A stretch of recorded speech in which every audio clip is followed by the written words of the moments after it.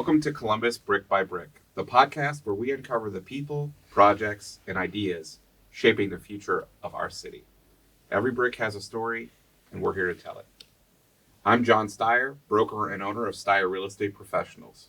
Each week, I sit down with local leaders, business owners, and community change makers who are building something special here in Columbus, Ohio, brick by brick. And today, we're talking with Brad Clarizio. He's a top producing realtor. He's an investor, and he's the team lead behind the Clarizio Home Team at Red One Realty. Brad's story is one of grit, growth, and real results. We'll hear how he went from discovering his calling in real estate to building one of the most dynamic teams in Columbus. And in this episode, we dig into leadership lessons, market insights, and the mindsets that drive Brad's success. You'll hear about his approach to team building, investing strategies, and the habits that keep him sharp in a fast-paced industry. We'll also explore what makes Columbus such a powerful place to grow a real estate brand, and how Brad defines success today compared to when he started. If you're interested in real estate, entrepreneurship, or just love hearing how Columbus is evolving from the ground up, then this one's for you. So let's jump in.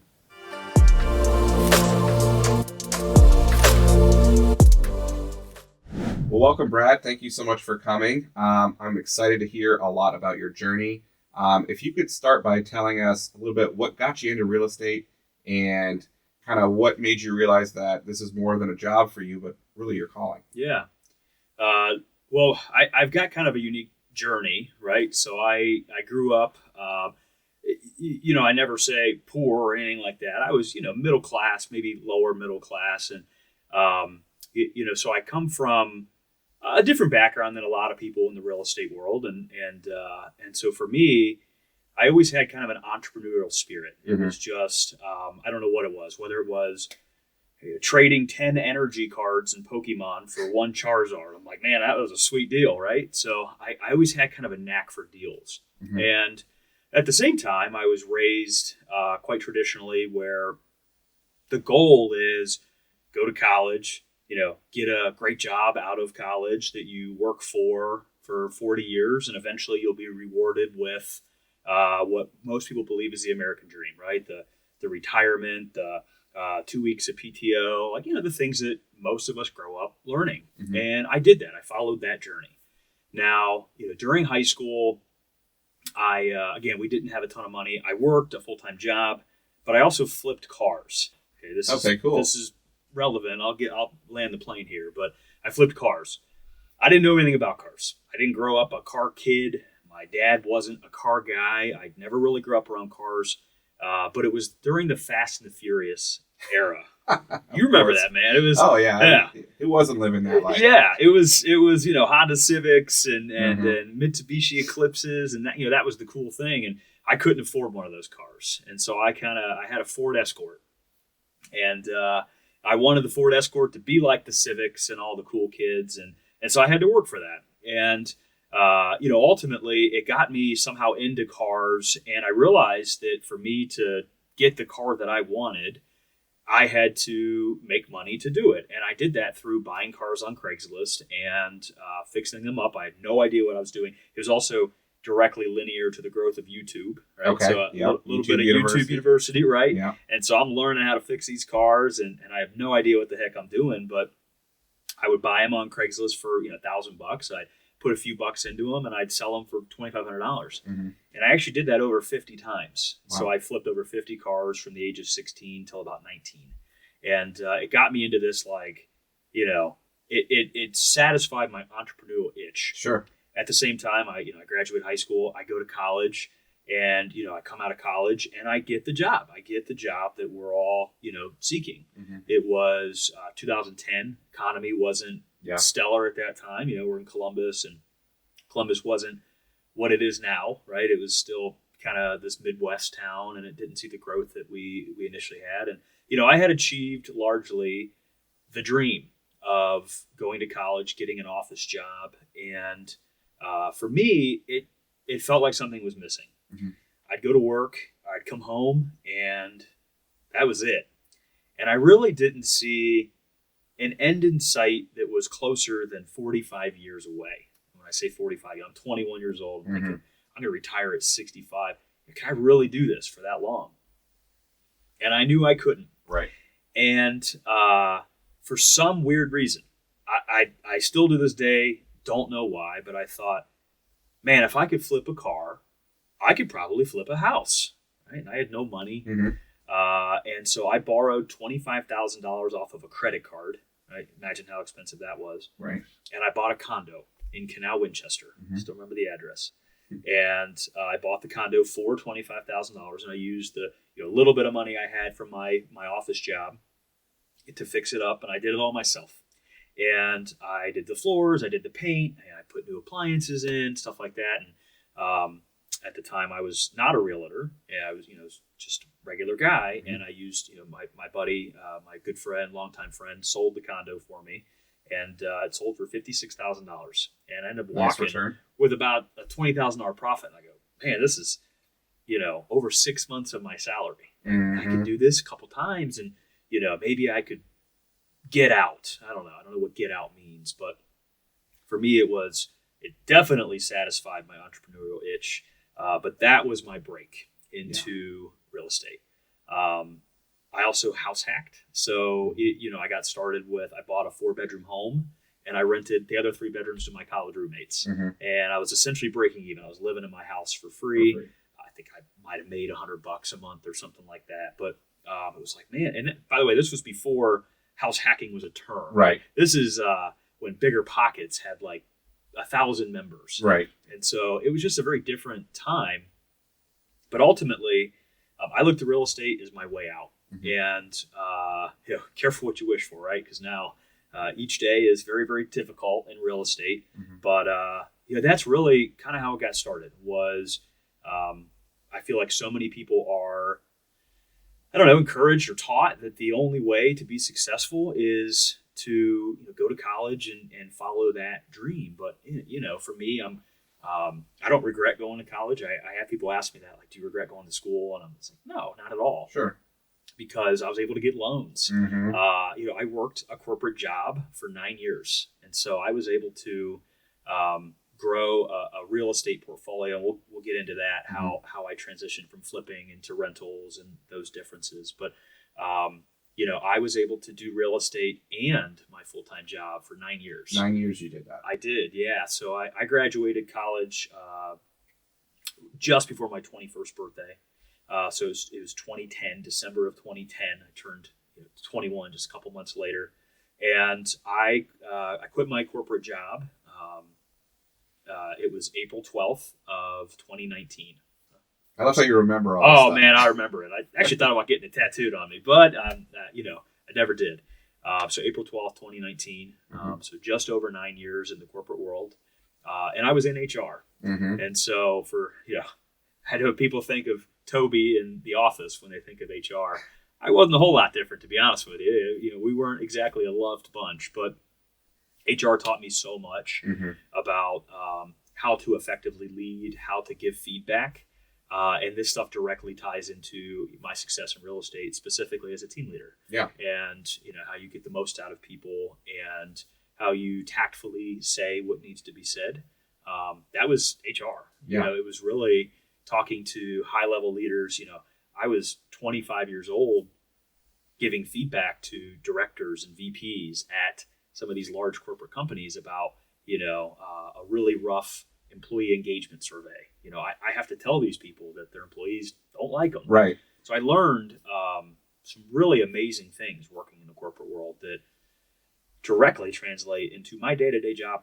Even this morning, having to give feedback to somebody on the team that is, has something going on, and I'm pretty direct, but I say it with respect. And I learned that, at least I think I do.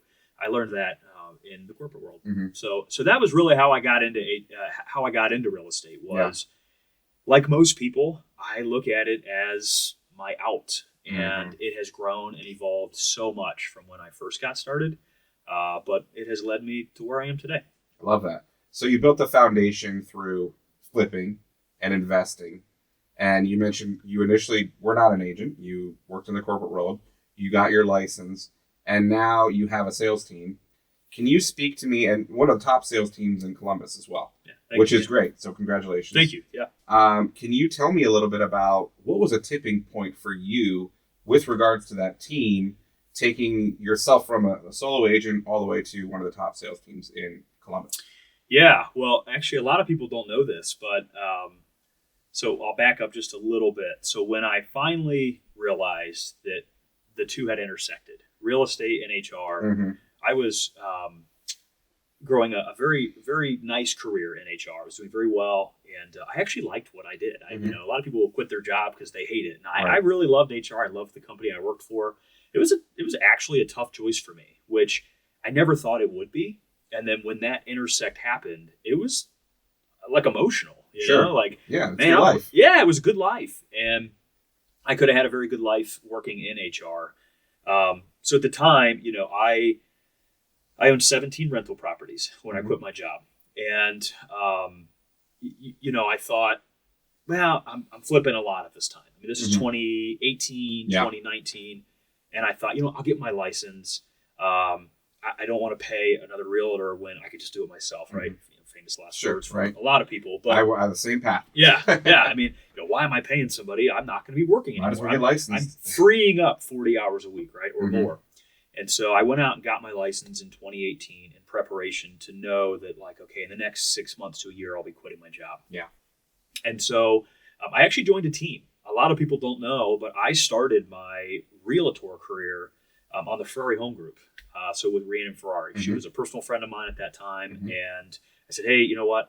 I'll let, can I join your team? I'll kind of mentor the agents on your team for investing. Because at that time, again, very different Columbus, Right. I mean, it wasn't what we see now. They weren't super familiar with investing. I didn't know how to be a realtor, right? And so I said, hey, how about I join your team and, I'll kind of mentor people and you mentor me. It worked out really well. I spent almost 2 years on that team and had a great time. But, eventually felt like I was, ready to go out and be on my own, and I became a solo agent. And so I spent about 6 months as a solo agent, and, my realtor growth was very linear to Columbus's growth, and specifically on the investor side, right? Yeah. I naturally attract investors because I am one myself. I speak the language. Investors want to work with investors. That's right. And so I speak the language, and so, as my realtor career is growing, which I'll kind of go back in a second here and talk about like how I became a realtor, because it was never intended to be what it is now, right? And so I had a surplus of business. This is how almost all teams start, right? So I had too much business that I could handle, and I brought someone onto the team. I approached a top performing agent at the brokerage I was with, said, hey, you want to join my team? I'll give you leads. And I had no idea really how to be a team leader. I learned some amazing things from Rhiannon, but she said yes. I was like, sweet, we're a team. It's just me and her. And, that kind of compounded. I now have 6 agents on my team plus me. And so I grow very strategically, and, I don't have dreams of being a mega team or a 30, 40 person team. And there's a place for that. But for me, it's a little bit more strategic on who I bring on and what value they bring to the team.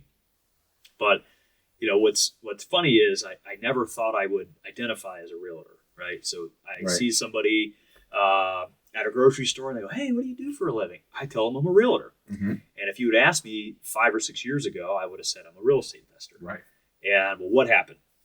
I held one of my own personal flips open, and I had just gotten licensed. I had this beautiful flip I was doing in Old Town, and I held it open. And a girl walks in. I still talk to her to this day.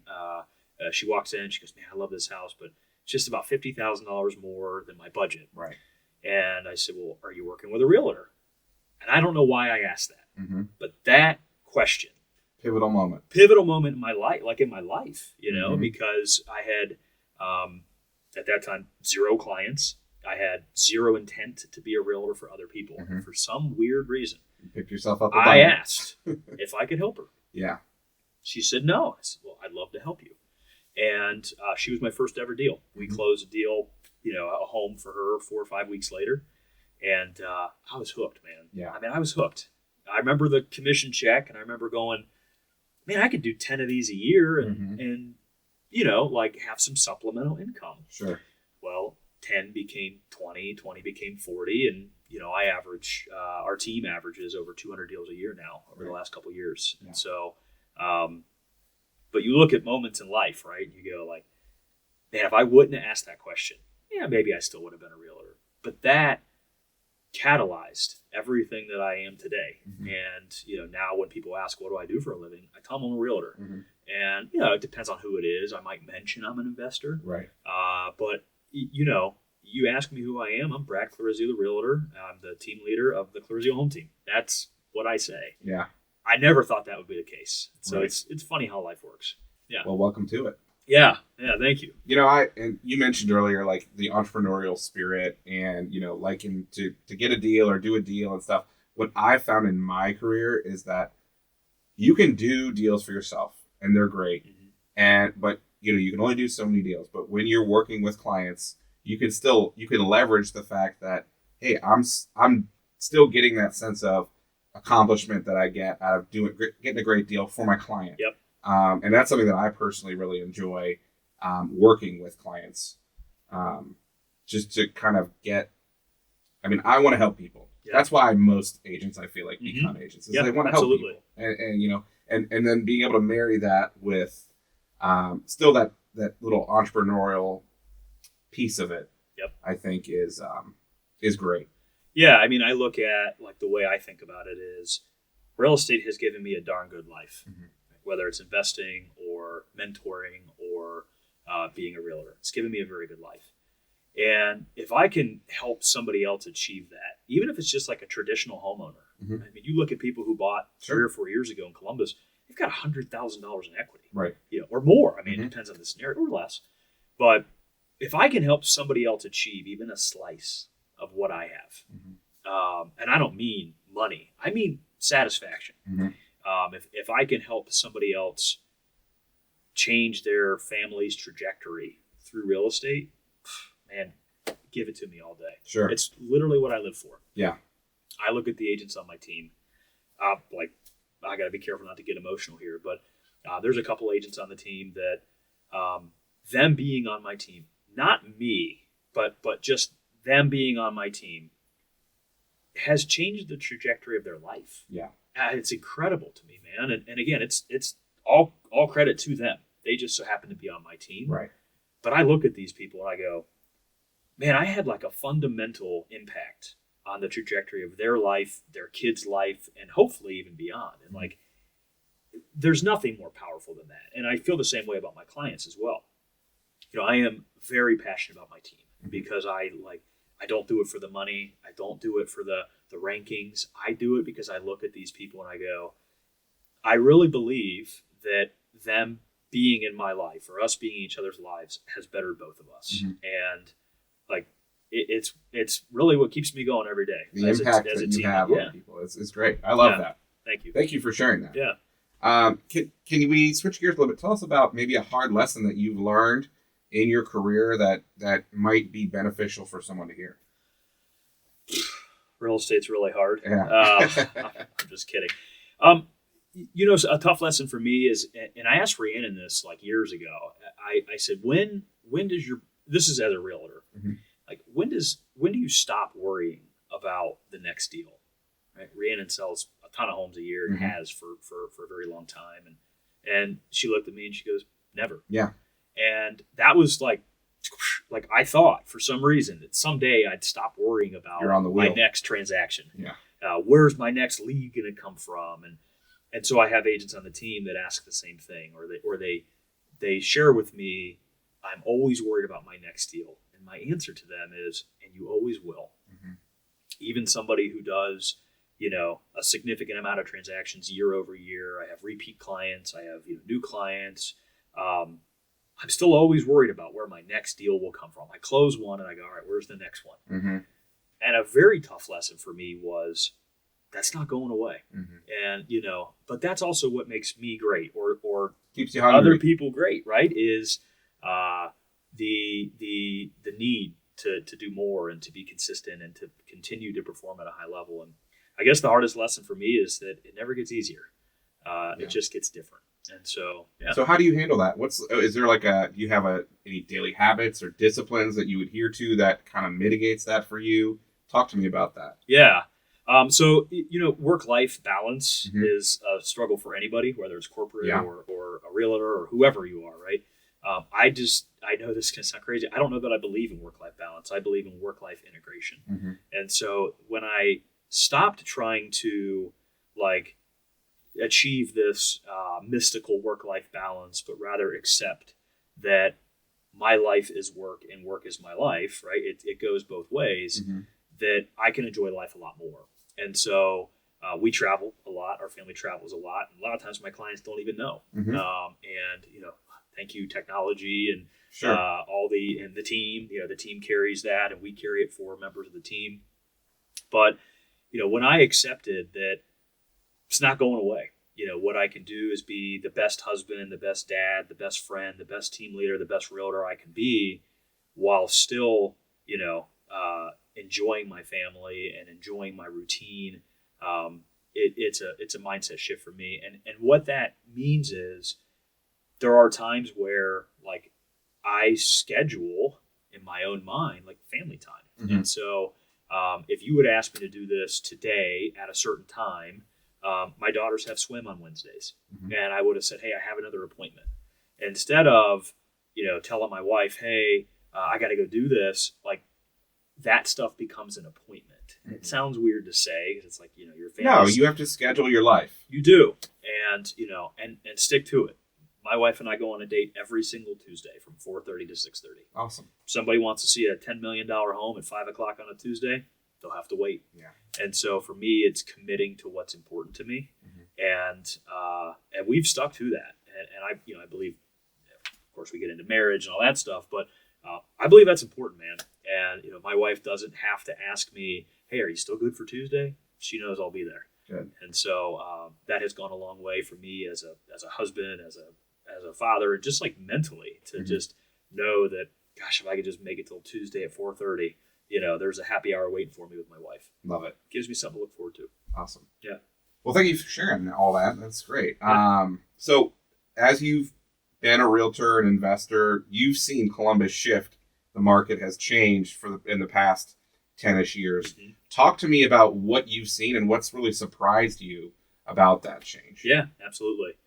I was too young for the 2008, 2007, 2008, 2009 crash when I was in high school. Right? At that time, I cared about Fast and Furious, not the real estate market. And so, I don't remember those times. What I do remember is when I entered the market, 15 years ago. Geez, things were very different. I mean, Columbus was very different. And the saying is, and it's so true, is real estate is cyclical. And so what I saw from 11 to 17 is slow creep up, and then we see this just massive increase from like 2019 through 24, and I certainly don't think that we're on a down part of the hill. I think we're on more of a linear side. And so the thing is like Columbus probably couldn't have kept up with the growth that we saw from like 20 to 23. It was unhealthy. It was unhealthy growth. It was wild. Yeah, it was. I mean, it was people fighting in the streets, literally over a house. And I just feel like Columbus, to maintain what it was, couldn't have kept that up. So what I feel like we're seeing now is healthy. We're seeing longer days on market. We're seeing more seller concessions, not necessarily lower pricing, but we're seeing more concessions. We're seeing repairs being done. I mean, John, man, like for years, the seller would laugh at the buyer if they said, "Hey, will you remediate the mold in the attic?" It's like, why would I do that? Right. So we're starting to see like normalcy, a little bit of a stabilization. Yeah, and it's healthy, and I think Columbus continues to be a bright light in the Midwestern markets and really across the U.S. I mean, if you look at any the top 5 realtor or real estate reports, Columbus is at the top, or in the top 5, top 10, and it's always one of. And there's people who say we're insulated from things, and I don't know that I believe that. I mean, we're we just maybe potentially had a shake up with Intel, and so that has reverberations, whether it's specific to Licking County or just Central Ohio as a whole. We were all kind of anchoring on that for a while, and so I'm seeing the pendulum swing back towards the middle. It is not, in my opinion, it is not like swung all the way to the buyer side, and now it's a fire sale on every home. Great Right. homes are still selling. Mm-hmm. I'm seeing the revitalization areas slowing a little bit, but that's due to oversaturation. Mm-hmm. We're seeing, just some of the areas that relied a lot more on those low rates to be a little bit more stagnant. Mm-hmm. And I think we'll keep seeing that until rates drop, or that's the only option for homeowners. Is I've had buyers personally that say, hey, I want to be in this area, and then as they get priced out, they go, well, maybe we would be in this area. Sure. And so we're seeing that, but it's like anything where at the number of realtors has dropped in Central Ohio by almost 10% in the last 12 months, and that was probably needed. Yeah. And so a lot of the things that are happening right now are good things. So yeah. Well, good. So you're an agent, you're an investor. You consider yourself, when you're thinking of yourself, as a realtor. Talk to me a little bit about your investment journey, though, because that's very interesting to me as well. I know you said when you quit your job, you had 17 homes. Talk to me about, from then until now, the journey that you found yourself on. Yeah.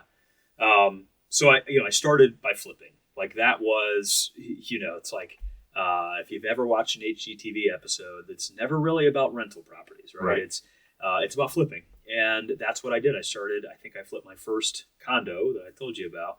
I was about 21 years old, and I might have been 22. And I did that a few times. And again, with how I grew up and never having a significant amount of money in my bank account, when I had flipped a few homes, I looked and I go, man, I have a ton of money in my bank account, and I'm 24 years old. I don't know what to do with all this. And I found rentals. And there was a guy that I knew kind of mentored me, John Horner, and he was in the rental game. And I thought, I don't want to keep risking all this money on flips, and all it takes is one wrong flip to go wrong, and I'm back to square one. So I bought 3 rental properties. I still own them to this day, and I paid cash, which for a lot of people, like, you paid cash, there's no debt on it.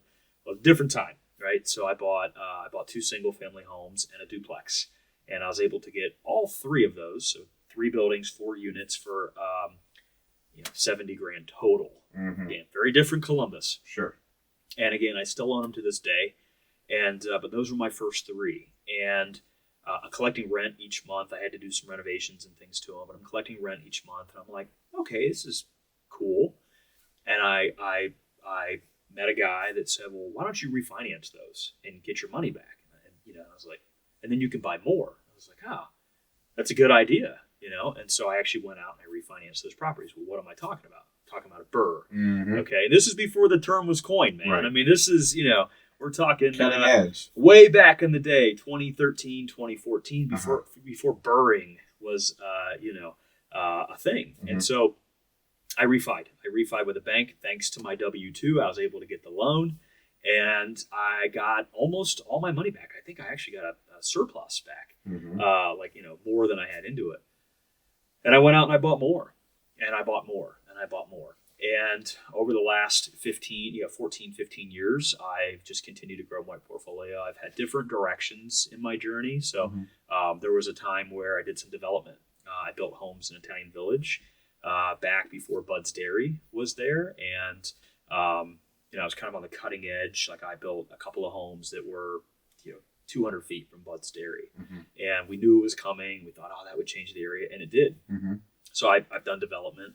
I own apartment complexes now along with single families. So for a while I was this single family guy, right? Like, hey, I can buy these individual homes, and that was the more desirable thing for so long. And then it was like, well, man, I could buy one transaction and increase my units by 24, 34, whatever it is. So I dabbled into multifamily for a while. I do not flip anymore.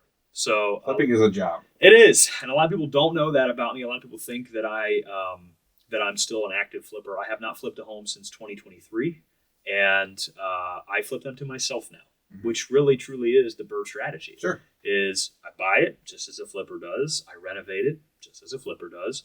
And then, ultimately the difference is I rent it out and I refinance it to myself versus selling it to somebody else. And why do I do that? Well, that's because I believe in the power of long-term real estate.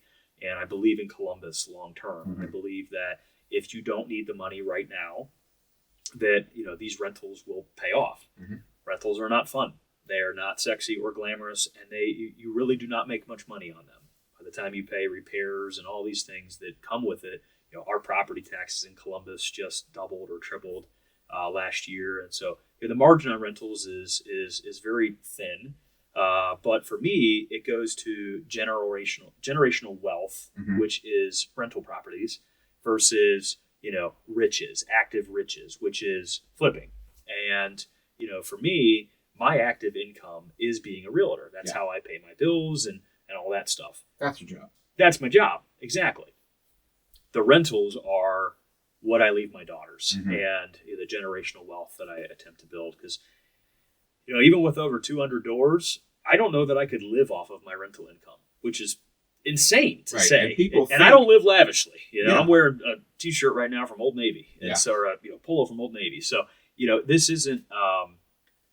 rentals are just they're long term. They're just that. They're a long term play. And so if you can wrap your head around that, that like you might not see an ROI on this for many years, really till you sell, then rentals are for you. If you need that that money now, wholesaling, real estate, flipping, those are active jobs that can get you that cash now. So I've had shifts in my business over the last 10, 15 years. Where it was flipping, and then it was rentals, and then it was kind of back to flipping and development. And, I really found my niche with one active job, which is being a realtor, and one passive job, which is rentals, buy and hold. And it has worked out well for me. I don't wholesale. I don't do any of those other things. I try to keep it simple and stick to what works. For you specifically. Right. And you're going to be different for everybody. There's so much ways to make money in real estate. That's exactly right. It is, it is a direct correlation to effort in is money out, regardless of what the vessel is, whether it's flipping or whatever, realtor, rentals. The more effort you put in, the more money you make. Totally. It's that simple. Yeah. So there's no secret sauce. Love it. I think that the Joe off the street would define you as a successful guy. How do you define success in your life, both personal and business? Man, that's a great question. I think that everything that I do in business is rooted in whether or not I can live with myself for the decision. Or as I said on another podcast years ago, and it sticks with me to this day, and I actually have people bring it up, is what I'm doing, would somebody look at that and say, is Brad still a good dude? It's literally the line I said was, if I do this, am I still a good dude? So success for me, if I had to define it just flat out, is can I achieve what I want to achieve while still being a good person? And that has nothing to do with money. It has nothing to do with, again, number of sales or rankings or whatever it is. But can I get to where I want to be, which is just being a good dude, sure, while still being, a good husband, a good father, a good friend, a good team leader, all those things that I strive for. So for me, it's if you ask somebody what they think of Brad Clarizio, success to me is somebody saying that I'm a good dude. And if I have all the things in my life that I have and somebody still says that, that's success to me. Love it. So let me ask you this then. What's something in real estate that you haven't done yet that you plan to do or want to do? I dabbled in development, right? I've built 4 homes from the ground up. I have this dream someday of building a multi-family complex, right? And I actually own some land right now. It's in contract to sell, but I bought it for that reason. And I had a 256 unit development drawn up, and the city declined it. And so I had this dream of doing that. And, for me, that was like literally my retirement plan. It was like, I'm going to build this and from an investment standpoint, sail into the wind because this is it. It's going to take everything I have to do it. It's going to take all my resources, all my time, my money. This is from an investor standpoint specifically. This is my Mona Lisa. And it didn't happen. And, it could have happened on a smaller scale. But man, once you have something in your mind, it's really hard to go back and go, well, I'll do it at a lower level. At least that's for me. So, I don't know if there's anything in particular that I'm like super passionate about that I haven't tried, but I've always thought it would be cool to build like a multifamily complex compound, whatever it is, like a with a pool in the middle and all that stuff. Like I grew up in, or not grew up, but like I lived in when I was going through college and things. So that's something that this one kind of got away. Again, I'm in contract to just get rid of the land, and because the project didn't go through, and I'd maybe like to circle back around someday and do that. So I've also done. I've started to transition a little bit more into commercial, and so commercial is its own completely animal, different. Man. It is like it's not even in my mind. It's not even real estate, right? And like that's how foreign it is to me. It's just so different. Yeah. And I have acquired some triple net lease buildings in the last couple, like the last 6 to 8 months. So I've looked at like what's my exit plan. Eventually, I don't want to own these rentals forever. Is probably looking a little bit more into like triple net leasing buildings, things like that. So that is just a whole new world that I have to learn, and so I'm not like super passionate about that. I just feel like it's the easiest path to exit. So we'll see how that turns out. But that would be something that is still kind of foreign to me that I'm trying to grasp because commercial is just so different than residential. Different animal. It really is. Yeah. So with all that being said, where do you see yourself in 10 years? On a beach with I'm just kidding. I love to work. I don't even look at it as work. It's just my life. I've been doing it for 15 years now, which is nearly almost all of my adult life. And I really enjoy what I do. But if I had to answer that, I would say that in 10 years from now, I probably will not be an active realtor. I will be an active team leader only. Yeah. And so I will shift all my business to my team because at that point,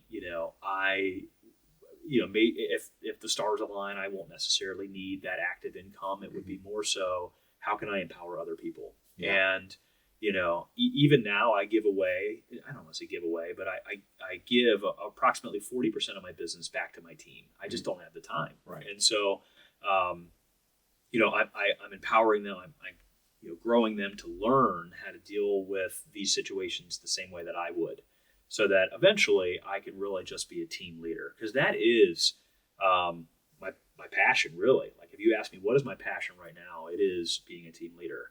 And I think it's because it scratches that HR itch that I did for almost 10 years. I paid a college to learn how to do this stuff.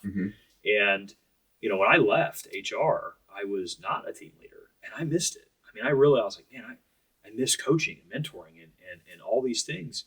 And so the team, yes, it helped me with giving away my leads or keeping those people in-house and servicing and monetizing those leads. But, what the team might not know is I need them as much as they need me because I love growing them. And it satisfies, this hole that was left when I left my career behind. And so I'm very, very passionate about the team lead side of things and probably see that as my retirement plan is run a successful team and really, get them to be the top realtors in Columbus, in partnership with me. So awesome. So that's my 10-year plan. As far as the rentals go, I don't know, man. It depends on if you ask me on the 1st of the month or the 15th. The 1st of the month, that's when the rent comes in. And you're all high and mighty and you go, man, I love rentals. It's completely cyclical. By the 12th or the 13th, I'm like, I hate every one of these darn things and I'm going to sell them all, So it depends on the day you ask me. Right now, it's early in the month, so the rent's coming in, and I like my rentals a lot more today. But if this podcast was 2 weeks later, I might say I'm going to sell them all. So it just depends. Over the last couple of years, I've gotten into like private lending. And so I do a lot of private lending for local investors, people who I have come up with, so to speak, or know and trust, people that I've got a lot of respect for. And so I'll take some of that active income from being a realtor and I'll loan it to other people and, help them with their journey. And so I actually like doing that as well. It's more of a transactional, there's no emotion in it, right? So like being a realtor is very emotional. Totally. I mean, it is highs and lows. Highs and lows, right? And same thing with being an investor. Being a private lender is not like that. It's kind of like, here's the money, and then, okay, thank you for paying me back. That's it. Of course, unless somebody doesn't pay you back. That's emotional. That doesn't happen. Yes, exactly. That's emotional. But I've kind of started that arm of my business a couple years ago, and certainly have that as part of my 10-year plan. Yeah. But, I have 3 children, and my oldest is 5. And so the 10-year plan, the true answer is to be able to do whatever I want, whenever I want with them. So family. That's exactly right. That's Perfect. why I do all this. Well, as we wrap this up, I would love if you could share with me and our listeners maybe one thing that you feel is important to share with the agents that you mentor or the people that you mentor. Something that maybe you learned along the way that you wish you knew sooner, or that you think is an imperative thing to know for an investor or an agent. Yeah. I think it's really hard to accept how cyclical this business is. Not just the market, but also the income. And I think, if there's like a general blanket statement that I have to make, just know that effort in does equal money out. It really does. And I get asked all the time, how do you sell so many houses, or how do you own so many houses, or whatever it is. It's like, I put a lot of effort in. And so you might not see it right away either. And so I think it's just important for new agents, agents that maybe are struggling, who have been an agent for 5 years, an investor who's struggling right now, is this real estate in general is a business where there is a direct correlation to effort in to production, aka money out. You get out of it what you put into it. That's exactly right. And time again, I am approached by people who are struggling, and I just ask, like, what do you do on a daily basis?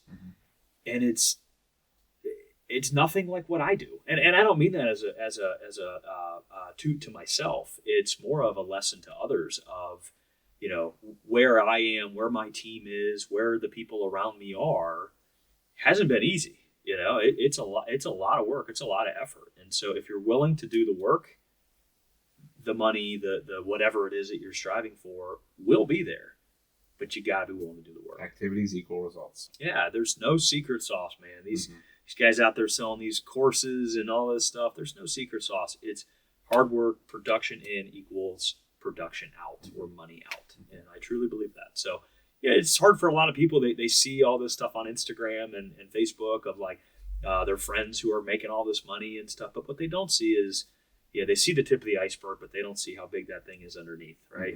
And so the under the ocean for myself is very large. It's the stuff that people don't see, and you just have to be willing to put in the work. Love it. Well, thank you so much for sharing all that. I've loved hearing it and learning more about you and your journey and some of the insights you had to share. If any of the viewers want to find you, how would they go about that? Would be the best way for them to find you? Social media. So I run a Facebook page called Foundation First. I'm very active on that. It is kind of what I believe is that people have to have a solid foundation first. But I'm very active on Foundation First. I am active on social media, so really only Instagram and Facebook. I don't dabble with the TikTok thing, man. I'm too old for that stuff. But so Facebook, Instagram, and then I'm always accessible by email or text, which is pretty easy to find. So yeah. Awesome. Well, thank you, Brad, for coming on. Really appreciate it. Thanks for having me. Very insightful. Thank you. Thanks, John. So that's a wrap on today's conversation with Brad Clarizio. An inspiring deep dive into leadership, real estate, and staying hungry in a consistently shifting market. From the early hustle to leading a thriving team in Columbus, Brad's story reminds us of how purpose, process, and persistence can shape a powerful career. If you enjoyed this episode, please be sure to subscribe, leave a comment, and share it with someone who's passionate about growth and impact in Central Ohio. You can follow us on Instagram, Facebook, or YouTube at Columbus Brick by Brick, and visit us at columbusbrickbybrick.com to catch every episode and explore more stories shaping the city. Thanks for joining us, where every brick has a story, and we're here to tell it. See you next time.